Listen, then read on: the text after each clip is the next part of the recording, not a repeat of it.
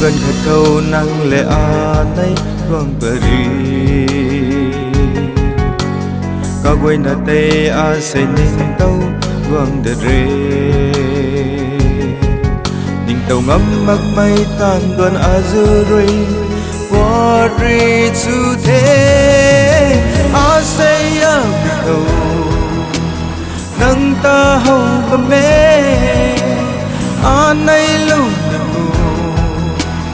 phát na dần bầm thề vang ngô chân mây từ nàng cầu bấm cũng thế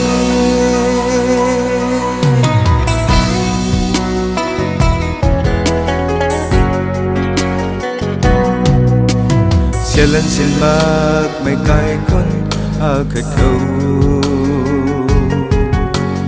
ti guang là ghê tu nần nâng ta thêm bầy na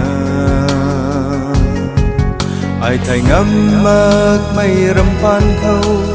cùng ta cần thế say khâu nâng ta hầu và mê nay lúc phát na dần bằng thề vang ngô chân mây từ na cầu bấm cùng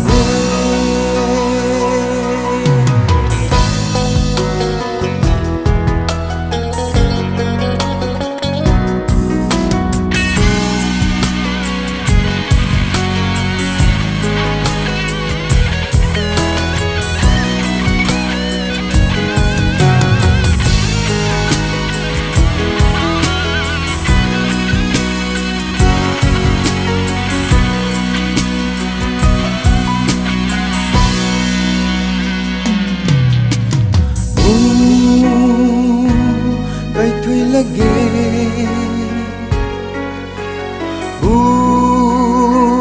kan kumkan may ta akum na mo tay ngam ni cho say khâu nang ta hầu và mê nay lâu phát na dần bầm thề vang ngô chân mây